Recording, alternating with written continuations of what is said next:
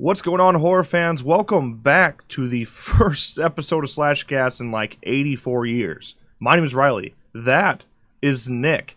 If you didn't know, this is the first time ever seeing an episode of Slashcast. We used to do this a lot, once a week for a long, long time.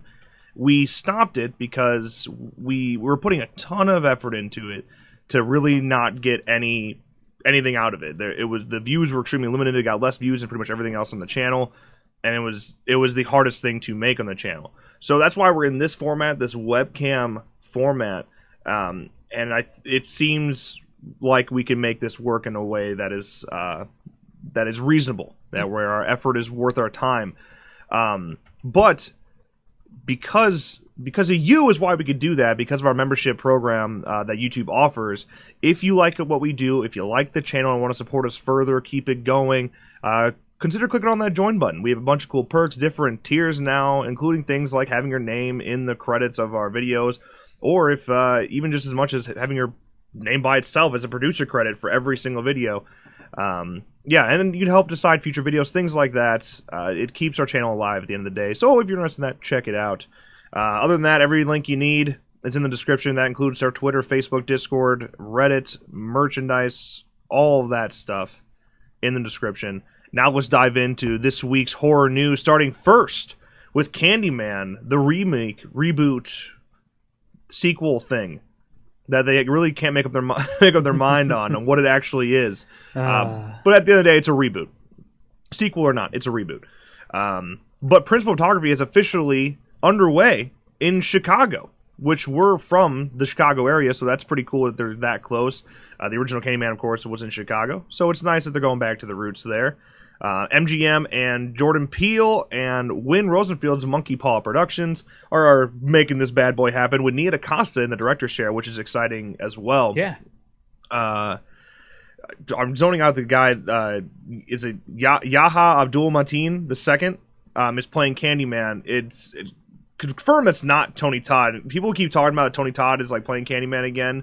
Some like fooled articles have come up recently. That's not the case. Tony Todd isn't even confirmed in any way. The thing is, like, you go on the Candyman Wikipedia page, it says Tony Todd. Yeah, right. Like, nobody knows what's going on. Yeah, it's not. There's no word on Tony Todd whatsoever, other than the fact that he'll probably have some like sort of cameo role. We saw Jordan Peele talking about it, and like they came out and said like, "Hey, let's not jump the gun. Just because he's not playing Candyman doesn't mean he's not going to be a part of it in some way, shape, or form." But from this announcement that they're under production, they're doing principal photography right now, no Tony Todd announcement came with that. But right now, for all we know, Tony Todd is really close to us, and we should probably go bombard the set. Yeah, let's go. Because we're from the Chicago area, it's kind of interesting to point out some of the local performers that are actually making their way into the film, including Chicago theaters, Christina Clark, Carl Clemson Hopkins, and Cedric Mays, and a couple local broadcasters making their way from some news anchor reports, Nancy Pender from WFLD Fox 32, and Pam Jones from WGN AM 720. Just saying, if you need any local podcasters in your movie, we're around. We'll make the trip over there to Chicago, and yeah, we'll be in the film. Maybe an extra. Give us a little extra part. That'd be exciting. In other news, John Carpenter returning to score Halloween Ends and Halloween Kills. Or Halloween Kills and Halloween Ends in the proper order. Now, here's the thing. This isn't technically confirmed. He didn't actually come out and say, yes, I'm doing it 100%. What he said was, quote, I'll do the score, do a new score, that's always fun, and, quote, I'm on board, let's go. So, he will do it. He wants to do it. But there's no actual, contract confirmation. Right. This is just something he said to comicbook.com. But based on all the ways he's been sharing Halloween Kills and Halloween Ends on Twitter, it seems all but confirmed that he will do the score. They'd be, of course he's going to do the score. If he wants to do it and you say, nah, we're good, John, you're stupid. John will do the score. Yeah, definitely. And that's what we need. That's what we need. That's exciting in general. At the very least, even though some people didn't like Halloween 2018, you gotta love the score. I still think, based on the 2018 score, is probably the best work that John has ever done. The Shape Hunts Allison is just fucking beautiful. Yeah, I seriously think The Shape Hunts Allison is the best score he's ever done. I mean, you take these simple simple little notes, and it can just be a million different things. And that's what John Carpenter does best. I used to watch this thing on, I think it was Hans Zimmer. He's on that masterpiece class, that master class stuff. And he was talking about like the Dark Knight score and how it's really only 2 notes, but the power of, of using crescendos and decrescendos, it's crazy. And John Carpenter can show you how simplistic something can be, but still amazing. That's the original Halloween score in general. I mean, it's about as simple as it gets, but it's haunting. Especially, everyone talks about the theme itself, but I actually think, is it the shape stalks? Yes. I think that's actually scarier. And it's just dead end. Like, that's all it is. Yeah, it's so simple. Yeah. Good to have you back, John. Keep her going. Let's move on to The Invisible Man. Originally set for release in March 2020, it got moved up a couple weeks. How about that? Leigh Whannell's new take on The Invisible Man has been moved up to February 28th of 2020. Is this good news? Is this bad news? So there's something freakier, like more nerve-wracking to me of it releasing in February, because the earlier in the year for horror, the worse it usually is. And especially those January releases are really bad. But it's Blum, it's The Invisible Man, it's Leigh Whannell. There's a lot of positive things going on there. I don't really think they're like so concerned that they moved it up. I wonder if they moved it up just so that they have another release, a movie release slot somewhere in March or early April for a Friday the 13th film. That they just want to keep their options open for not flooding their own market. Probably. That's probably all. It's probably something very like paperwork friendly, strategic. Yeah, it's probably something along those lines. It's probably nothing like we don't think the film's going to be as good, so we're going to push it to February. It's probably nothing like that. Yeah, right. They're not even on the edit. They're not even on the cutting room floor yet. They're still in principal photography. Mm-hmm. So, but in terms of, I think it's cool that Oliver Jackson Cohen, who was in The Haunting of Hill House, played Luke, is the star. I didn't realize. I don't know why I didn't realize that until like this morning. Yeah, I've been out of the loop. Yeah, not paying attention. Hey, here's a little plump synopsis. The Invisible Man follows Cecilia Moss, who receives the news of her abusive ex-boyfriend's suicide. She begins to rebuild her life for the better. However, her sense of reality is put into question when she begins to suspect her deceased lover is not actually dead. Go watch the original. Before you dive into this reboot, I actually would love to have, especially our younger fans, yes, who are ranging somewhere between like 13 and 18, who haven't seen those original Universal Monster movies. Go watch them. Oh, keep your mind open. All right, it's going to be old. You're going to know how they do certain effects, but it's going to be great storytelling with great characters. Go watch it before you dive into a reboot like this. The Invisible Man is one of the best Universal Monsters. It probably is the best. It probably is the best. It's my second favorite, only to The Bride of Frankenstein. Yeah, my favorite's Creature from the Black Lagoon, but you know, it's definitely one of the best, if not the best Universal Monster. Definitely, yeah. If you're younger, check it out. Yeah, go get some education on it. Yes. Good news for Blum to me, and some people are like, I don't know if some people just don't understand why this is good news to us, but they're sticking with that lower budget route. Yeah, and taking a lower budget route with films like this. First of all, of course, they were all lower budget, 100 years ago, so it makes sense to keep in that fashion. But like, you're not worried about CGI and effects as much, and you're focusing on your character and story, which they said. That's the whole point. They said it's going to be a character-driven film, and it's going to be scary. Yes. And you can do that on a low budget. Yes. Believe me. Let's talk about something else. Moving on. Haunting of Bligh Manor. It's been a little concerning for some people who are fans of The Haunting of Hill House, as you're not following the same story. This one, The Haunting of Bligh Manor, this is just some details for you, but as well as some news. It's based on the book The Turn of the Screw by Henry James, which Flanagan says is even scarier than the source material from season 1. This has been misquoted a lot. Mm-hmm. People are saying, Flanagan's saying that it's going to be scarier than The Haunting of Hill House. Yeah, that season 2 is going to be scarier than season 1. The source material is scarier. I don't think he's going to put down the scares he managed in the first season of The Haunting of Hill House. That being said, though, it should give you a lot of confidence in Bligh Manor. Yes. Because it's going to be some scary stuff. Do you know a ton of shit has been based on the turn of the screw? Like The Others, yeah, is loosely based on the Turn of the Screw, which is wild. like the others is quite a twist in the others. Quite a twist. The Haunting of Bligh Manor will feature a new cast of characters, and a new location and story. But that doesn't mean that it won't feel like the first season.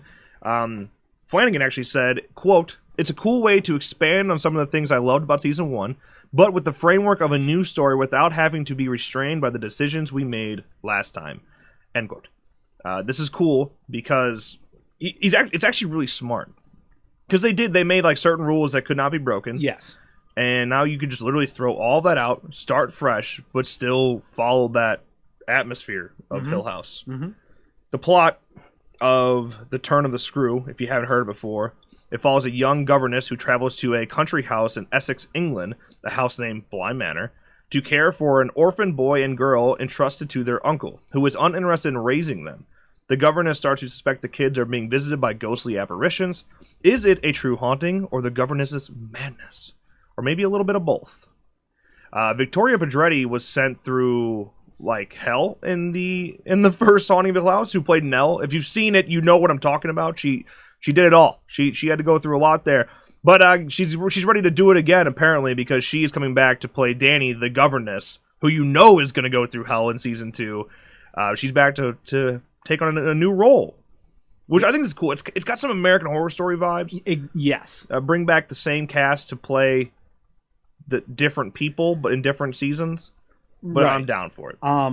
Mike Flanagan's wife, Kate Siegel. Yeah. Who plays the psychic one. I don't know why I'm zoning her name. Theo. Yep, that's it. She's also planned to return as a separate character. And Oliver Jackson Cohen, who played Luke. Yes. Who played Nell's twin. Did we get the kids in there at all? No, we didn't get and also he's in The Invisible Man. Yes. So he's really popping. Really popping lately. Good for him. That's nice. The Haunting of Bligh Manor, on the bad news part of this whole situation, will not make it in time for Halloween this year. In fact, it won't make it in 2019 at all. It'll at some point in 2020. No specified time at this time, but at some point in 2020 we'll see it. I'm assuming probably September, probably literally a year from now. They could go with the summer, maybe. Depending on their plans for Stranger Things. Netflix's plans for Stranger Things. We won't see Stranger Things till 2021. Releasing in this early summer, maybe like May, June, and then all summer long. Yeah, have it be the Twitter's world. Maybe. I hope. If it was me, I'd probably wait till at least August. Moving into the fall season. When did the first season come out? I don't know. I sat on it for so long before I actually watched it. I think it might have been summer. Maybe. I'm not sure. I don't remember. But that's Haunting of Bligh Manor. I'm super excited for it. Yes. I think if it is anywhere close to the first season, it will be good. Yes. Let's move on. Hulu's Into the Dark. Last October, Hulu and Blumhouse launched a holiday anthology series called Into the Dark. They released a feature-length holiday-themed film every single month. Some were good. Some were shit. Some were somewhere in between. Vulture has announced that Hulu has renewed it for a second season. How about that? Yeah, how about that? Culture Shock episode 10 was great. 4th of July episode with Barbara Crampton and Creed Bratton. You got that in there in that mix as well. It was good, man. Like I said, there were some good. There were some bad. Treehouse. Treehouse. Yeah, Treehouse wasn't very good. Blumhouse's TV co-president Marcy Wiseman told who actually covered this? This Vulture? Vulture, yes. Yeah, Vulture. They told Vulture, we brought Hulu filmmakers who are vision first, script later, and they have been unbelievable partners in letting us build this collection. The idea is diversity of entertainment within the collection rather than sameness. We lean into the fact that it's a fun experience to come every month, and you don't quite know what's coming rather than seeing something expected. That's interesting. First of all, the idea of vision first, script later. That's a weird premise, and that's why some are shit. Yeah, like if your vision isn't very good, it's kind of that's what happens. Yeah, and characters and just weirdness in general is why Treehouse was so bad. But hey, there's going to be some hits in there. Yes. You got 12 chances. There's going to be some hits in there somewhere. Vulture states, quote, Hulu has ordered 9 more episodes on top of 15 episodes it previously greenlit, ensuring the series will remain in production through September of 2020. So yeah, we got a hot minute. Yeah. Can we get an I Know We Did Last Summer one for July? Just somewhere on that plot. Next 4th area. of July, we just get a loosely based I Know What You Last Summer, and then Sarah Michelle Gellar, Jennifer Love Hewitt's in there. Everybody. Just have those 4. Have Ryan Phillippe, Freddie Prinze, Jennifer Love Hewitt, and Sarah Michelle Gellar star. It doesn't have to relate to the story at all. Mm-mm. Just have them star in the July one, and wild. we'll get it. Wild. We'll get the Easter egg. Okay, last but not least in our topic list today, The Babysitter. Production Weekly reports that MCG is set to direct a sequel to The Babysitter. What? Dude, okay, The Babysitter is a fun movie. It is. It's not a good movie, though. It's okay. It was fun. Apparently, it did well enough on Netflix To spawn a sequel. Yeah. Never in a million years thought there'd be a sequel to it, man. Yeah, but it could be in production as early as this October. So that could be coming right around the corner. It might launch fast here. Cole, played by Judah Lewis, loves his babysitter, which is Samara Weaving, by the way, making some big moves right now. Yes. Samara isn't Ready or Not, like I said. She's making big moves right now. She's hot, funny, and popular. One night, in a moment of defiance, Cole secretly stays up past his bedtime to discover she's actually a cold-blooded killer who's in league with the devil. He now must spend his night evading B's band of killers who will stop at nothing to prevent Cole from spilling their dark secret. It's up to Cole to survive the night and blow up a few people along the way. That is the first Babysitter. What the fuck are they gonna do? Like, is it gonna be the same people? Is it gonna be B and Cole again? It's gotta be, but like how? Didn't she die? No, the after credits. The So after credit scene where she jumped into frame. She's alive, I guess. Fucking dumb. You should have just left her dead. We wouldn't have this conversation right now. But like, if it's Cole, he's got to be on edge now with any new babysitter. So like. Yeah, so it's just going to be her. It's going to be Samara. Is Samara Weaving returning? Is that confirmed? There's literally nothing. Isn't she like too good for that shit now? She's got a few good ones. Well, what's she doing next year? I don't remember. She's doing something big next year. I don't fucking remember. She's going to be in something big next year. And not The Babysitter 2. Not the baby. That's not what The Babysitter 2. Yeah, there's a cult following there. People enjoy it. I enjoyed it. I don't think it was worthy of a sequel. It was a one shot on the same page. One shot hit there. I think it was good for what it was. I don't think we need to spawn a franchise out of it. No. That's a problem with us fans out here, always demanding sequels to things and just being upset when sequels do come. Life sums up the life. Friday the 13th sequel, when's it happening? Isn't 12 movies enough? They say. Nope. This is the problem with horror fans. We bring this on ourselves. We bitch about not getting sequels, and then we make sure that we bitch about the sequels that we do get. That's us. Hey, damn proud to be here. Okay, well, that is going to wrap up today's episode of Slashcast. Let us know your thoughts on all the topics of today in the comments below. And like I said, consider becoming the old member. Keeps channel alive. You got this far, leave a comment. I don't care where, just somewhere in the comment. It has to be I Know What You Last Summer related. I don't care how. Just give me an Easter egg. I Still Know What You Last Summer actually would be even better. Give me like a Jack Black quote from I Still Know What You Last Summer, and I'll be happy. Insta-heart. Yeah, Insta-heart. All right. With that, as always, thank you guys so much for watching, and we'll see you next time.